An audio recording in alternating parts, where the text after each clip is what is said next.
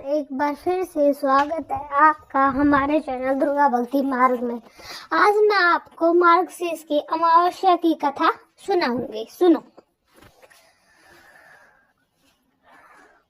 अमावस्या की व्रत कथा। एक साहूकार के 7 बेटे व 7 बहुएं थी।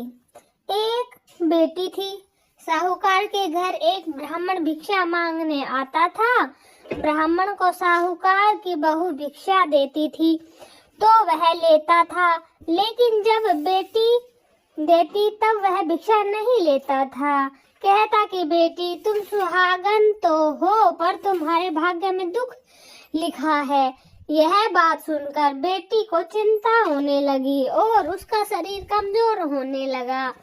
तब एक दिन उसकी माँ ने उसे पूछा कि बेटी, तुम इतनी चिंता क्यों करती हो और इन दिनों इतनी कमजोर क्यों दिखाई देती हो? तब उसने बताया कि एक ब्राह्मण भिक्षा मांगने आता है जो कह देता है कि बेटी, तुम सुहागिन तो हो पर तुम्हारे भाग्य में दुख लिखा है।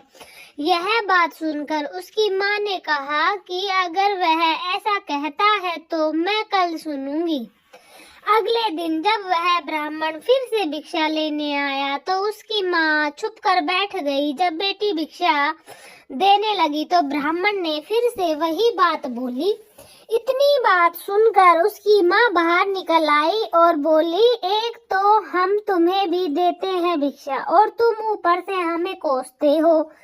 तब ब्राह्मण बोला कि मैं कोसता नहीं हूँ, जो सच है वही बोलता हूँ, जो इसके भाग्य में लिखा है वही कहता हूँ। तब माँ ने ब्राह्मण से कहा कि तुम्हें यह पता है कि इसके भाग्य में दुख लिखा है, तो यह भी बता दो कि यह कैसे दूर होगा।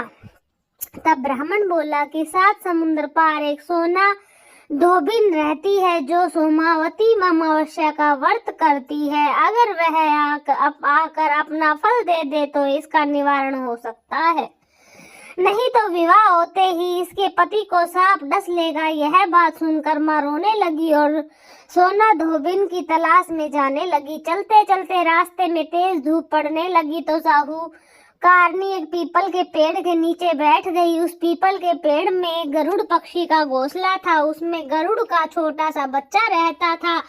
साहूकारनी को घोंसले के पास एक सांप जाता हुआ दिखाई दिया तो उसने उस गरुड़ के बच्चे को बचाने के लिए उस सांप को मारकर डाल के नीचे रख दिया। जब गरुड़ और पंख आए तो घोंसले के पास खून देखकर क्रोधित हो उठे और साहूकार को चोंच मारने लगे। तब साहूकारनी बोली कि मैंने तो तुम्हारे बच्चे की जान बचाई है, यह सांप तुम्हारे बच्चे को डसने वाला था तो मैंने इसे मार कर गिरा दिया।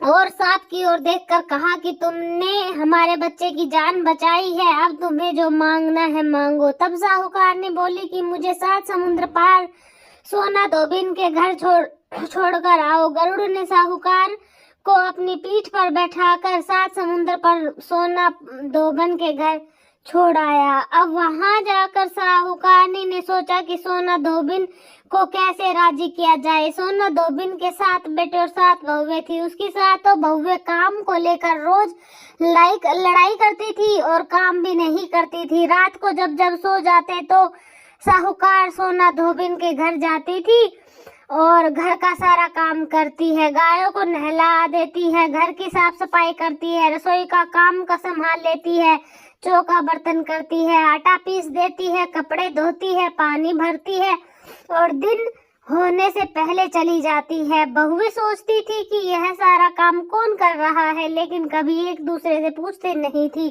कि यह सारा काम कौन कर रहा है। एक दिन धोबिन ने कहा कि तुम आजकल लड़ती भी नहीं हो, काम भी ठीक कर रही हो। तो बहुओं ने कहा कि सासू जी, काम तो हमें ही करना पड़ता है, चाहे हम लड़कर करें या राजी से करें, इसलिए लड़ाई करने से क्या फायदा होगा। सोना धोबिन ने सोचा कि आज देखा जाए कि कौन सी बहू काम करती है और वह रात को सोई भी नहीं। उसने देखा कि रात को एक स्त्री आई और सारा काम करके जाने लगी। तो सोना धोबिन बोली कि तुम कौन हो और तुम्हें ऐसी क्या जरूरत है जो तुम इतना काम कर रही हो। साहूकारनी ने कहा, जरूरत है तभी तो इतना काम कर रही हूँ। सोना धोबिन ने पूछा कि तुम्हें क्या चाहिए। साहूकारनी बोली, पहले मुझे वचन दो तभी मैं बताऊंगी। सोना धोबी ने वचन दे दिया और कहा कि अब आप बताइए। साहूकारनी बोली कि मेरी बेटी के भाग्य में दुख लिखा हुआ है, इसलिए आप चलकर उसको सुहाग दे दो और अपना सोमावती अमावस्या का फल दे दो। सोना धोबी अपने बेटे बहू से बोले कि मैं साहूकारनी के साथ जा रही हूँ, यदि पीछे से तुम्हारे पिताजी खत्म हो जाए तो तेल घी की कूप में डालकर छोड़ देना। फिर दोनों जने साहूकार के घर चली जाती है। साहूकार की बेटी का ब्याह होने लगा तो दूल्हा पैरों में बैठ गया।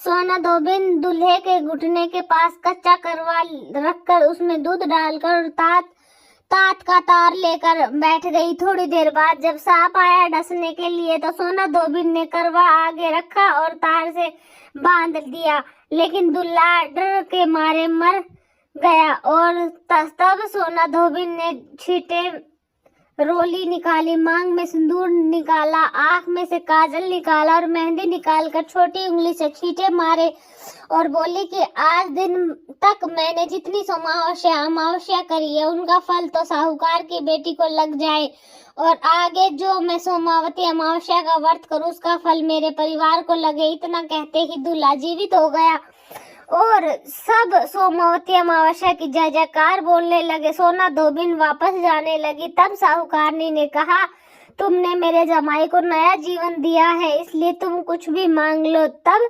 सोना धोबिन बोली कि मुझे तो कुछ भी नहीं चाहिए, सिर्फ एक हांडी दे दो। वह हांडी लेकर चली जाती है और रास्ते में सोमावती अमावस्या आती है तो सोना धोबिन हांडी की 108 परिक्रमा करके पीपल के वृक्ष के नीचे गाड़ कर घर आ जाती है। घर आकर वह देखती है तो उसका पति मरा हुआ तेल और घी के रूप में पड़ा है। तब वह टिक्के में से रोली निकालती है, मांग में से सिंदूर निकालती है, कोया में से काजल निकालती है, नवा में से मेहंदी निकालती है, चिटांगुली से छींटे मार देती है और बोलती है, मैंने जो रास्ते में सोमावती अमावस्या की है उसका फल मेरे पति को लग जाए।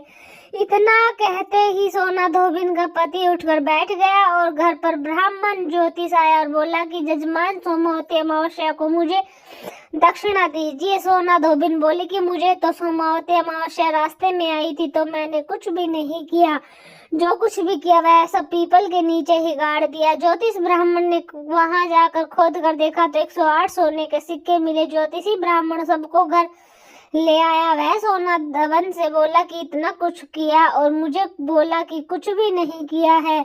तो सोना धोबिन बोली, यह तो तुम्हारे भाग्य से ही हुआ है, इसलिए इसे तुम ही ले जाओ। ब्राह्मण ज्योतिष बोला कि मेरा तो इसमें चौथा ही हिस्सा है, बाकी आपका जो मन हो दे दो। सारी नगरी में उसने बोल दिया कि सब सोमावती अमावस्या का व्रत कीजिए। हे सोमावती अमावस्या, जैसा साहूकार की बेटी का सुहाग दिया वैसा सभी को देना। सोमावती अमावस्या की कहानी कहने वाले को, सुनने वाले को, रुकार भरने वाले को, अपने पूरे परिवार को देना। अमावस्या माता की जय। आप सभी को ये मार्गशीर्ष की अमावस्या की, सोमवती अमावस्या की कहानी कैसी लगी कमेंट सेक्शन में जरूर बताएं। धन्यवाद।